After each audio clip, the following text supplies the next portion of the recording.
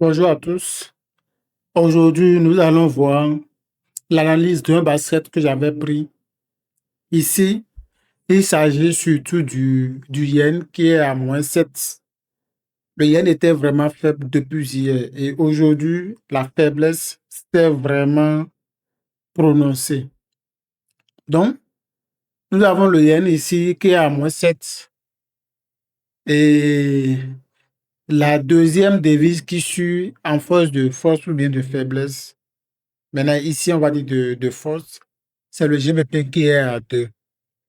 Donc, après le reste est à 1, le dollar est à 1, l'euro est à 1, le CHF est à 0. Bien. Donc, pratiquement, le reste c'est doué. Donc, il n'y a pas trop de tendance sur le reste. Donc, directement, on ira voir les devises qui comportent le yen et on fait l'analyse et comme ça, on verra si c'était vraiment une devise qui est vraiment intéressante et qui devrait être réellement prise en basket. Et la stratégie n'est pas une stratégie qui permet de trader tous les jours. C'est une stratégie qui permet d'attendre les bonnes opportunités. Et parfois, l'opportunité peut se présenter et quand tu vois que l'amplitude du mouvement est déjà trop partie, et pour ne pas prendre de risques, le mieux, c'est de faire quoi? Le mieux, c'est d'attendre d'autres opportunités. Et comme ça, tu entres au bon moment. Et quand tu entres au bon moment, ça te permet de prendre sans trop de drawdown. Parce que quand on parle de drawdown, quand tu entres en position et que ça commence par retourner contre toi, ça fait vraiment mal. Ouais. Donc l'essentiel, c'est vrai, ça, on ne peut pas le contrôler à 100%. On ne peut pas rentrer au bon moment, au moment parfait à 100%. Mais l'essentiel, c'est de contrôler, c'est de faire l'effort d'entrer au bon moment. Et quand on entre au bon moment, on, on rentre dans le mouvement et ce qui fait que et on n'est pas là quand le trade part contre nous à se poser mille et une questions. Et ces questions ne font pas plus, ne font pas partie de la stratégie. C'est juste des questions qui ont trait est-ce que.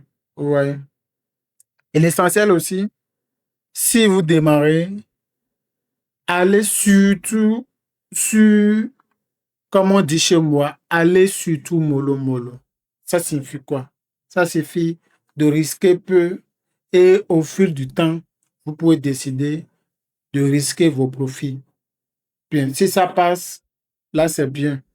Mais dans le cas contraire où ça ne passe pas, là, vous avez une seule chose à faire. Vous revenez, vous allez revenir en arrière et recommencer avec les risques modérés. Vous voyez un peu? Donc, sans plus tarder, on ira directement voir les devises qui comportent le yen.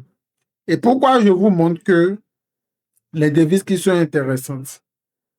Parce que quand une devise est intéressante et tu l'analyses, quand tu verras ce qui n'est pas intéressant, visuellement, tu le verras. Tu verras que non, ce n'est pas vraiment une bonne opportunité à prendre.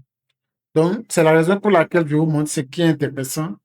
Et comme ça, dès que vous-même vous voyez ce qui n'est pas intéressant, vous savez que ici, je ne dois pas entrer normalement. Bien, donc ici, on entre directement dans le vif du sujet. Donc, on a les paires de devises qui comportent le JPY. Et là, on a l'USD JPY. Ici, comme vous le voyez, il n'y a rien à dire. Et je pense quelqu'un qui le prend depuis hier est déjà en gain. Et surtout moi, avec ma stratégie. Et on essaie, on n'essaye pas à entrer dans un mouvement Et en attendant plusieurs jours, il y a certaines personnes qui font le swing trading. Et avec la stratégie, quand on entre en mouvement, au plus 2 à 3 jours, on essaie de fermer au max. Et l'essentiel, une fois tu définis ton maximum drawdown, c'est ça qui est l'essentiel. Journalier, bien sûr. Et une fois tout se coupe, soit en perte ou en profit, tu prends tes profits et tu penses à autre chose. Donc, USDJPY, là, il n'y a rien à dire. Le support qui est ici a été cassé aujourd'hui. Et là, les prix se sont envolés. Là, on a l'euro JPY. Ici, on a ce plus haut qui a été cassé. Le lendemain aussi, ça a été cassé. Et aujourd'hui, le plus haut d'hier a été bien cassé. Les prix se sont envolés. Donc, le JPY, c'était vraiment une devise très, très intéressante aujourd'hui, hier et aujourd'hui. On a le GBP JPY en basket, GBP JPY.